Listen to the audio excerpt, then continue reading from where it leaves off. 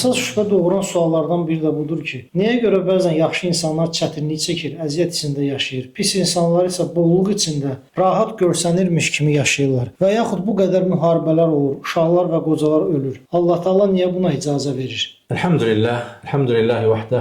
Möhtərəm qardaşlar, həqiqətən qardaşın verdiyi sual insanların çox vaxtı baxırsan ki, o sual onlara şübhə kimi gəlir. Hətta ibadət etməyən insanlar belə baxırsan bu cür sualları hər zaman onlara vəsvəsə olaraq, şübhə olaraq kimlərsə verir və bəzən də görürsən şeytan vəsvəsə verir insana ki, nə üçün biz ibadət edirik, yaxşı işlər görürük, salih əməllər edirik, ancaq imtahanlar əksik olmur. İlk öncə möhtərəm qardaşlar, bu gözəl məqama toxunmadan öncə bilməliyik ki, bizdən öncəkilər də peyğəmbərlərin həyatına baxmalıyıq. Allah Resulü sallallahu aleyhi və səlləm bu ümmətə gəlmiş ən şərəfli, ən üstün insan idi. Baxmayaraq ki, ən böyük imtahanlar ona gəlir. Və bir hədisində Allah Resulü sallallahu aleyhi və səlləm buyurur ki, Əşəddün nəsi bələən əl-ənbiyə.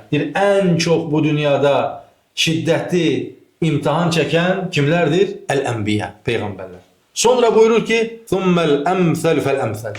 Sonra isə onlara yaxın olanlar. Nə qədər ki, insan salih olarsa, Allaha yaxın olarsa və ibadətləri çoxalarsa və imtahanlar da ona gələ bilər. Necə ki, peyğəmbərlərə gəldi. Yusuf aleyhisselamı quyuya atdılar. Halbuki peyğəmbər idi. Peyğəmbər oldu. İbrahim aleyhisselamı oda atdılar. Yəni, Əyyub aleyhisselam 18 il yataqda xəstə yatdı. Düşünün ki, elə bir xəstəlik olmadı ki, onun bədənində olmasın. 18 il xəstə yatdı, düşünün. Bəzən bir insan bir balaca xəstələnən kimi deyir ki, mənim günahım nə idi ki? Nəyə görə məni Rəbbim xəstələndirdi? Və yaxud da ki, bir balaca malı azalan kimi deyir ki, nə üçün mən namaz qıldım, ibadət elədim, bu qədər işlər gördüm, mənim rozim azaldı. Və düşünmürsənmi ki, Allah Resulü sallallahu aleyhi və səlləm Ayşə anamızdan gələn hədisdə buyurur ki, Ayşə anamız deyir ki, Əl-hilalu thumməl-hilalu thumməl-hilal. Deyir, 3 ay çıxardı bizim evimizdə qazan qaynamazdı. Allah Resulü sallallahu aleyhi və səlləm bəzən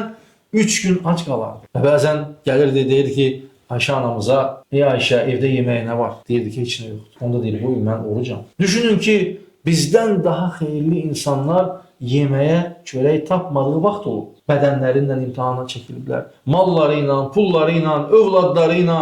Və görürsən ki, bunlar hamısı peyğəmbərlər idi. Və salih insanlar idi. Və sən onları düşünmürsənmi? Ancaq bizlərdən birisi bir balaca ibadət edir. Bir balaca xeyir əməllər edir, salih işlər görür və istəyir ki, bütün dünyanın qapıları onun ayağına açılsın. Ancaq bilməliyik ki, əgər sən Allaha iman etmirsənsə, mütləq imtihanlar gələcək. Çünki cənnəti qazanmaq asan deyil, möhtərəm qardaşlar. Mütləq imtihanlar gələcək. Ona görə hər zaman belə şübhələr gəldiyi zaman biz düşünək bizdən xeyirli insanları. Allah Resulü sallallahu aleyhi və səlləmin həyatına baxmaq kifayətdir. 7 övladından demək olar ki, çoxsunu özündən qabaq öz əlləri ilə qəbrə qoyur. Düşünün ki, bir insan bir övladı ilə bu dünyada imtihan olunanda ona dözə bilmir. Ancaq Allah Resulü ən sonuncu olan övladı İbrahimi 2 yaşında öz əlləri ilə qəbrə qoyur. Və eyni zamanda o birisi övladlarında. Ondan sonra dəvət edərkən də, Allahın dininə çağırarkən də yüzlərlə ona imtihanlar gəlir. Elə bir imtihan olmur ki, onu keçməsin. Ailəsi ilə, övladları ilə, aclığı ilə, malı ilə, səhhəti ilə zəhərlədilər. Yahudi qadını zəhərləmişdi Allah Resulü. Sehirdə olundu. Bəzən insan deyir ki, mən niyə sehir olundum ki, mən hər şey eləyirəm. Allah Resulü də sehir olundu. Onu zəhərləyiblər də, onu vurublar da, daşqalaq da eləyiblər.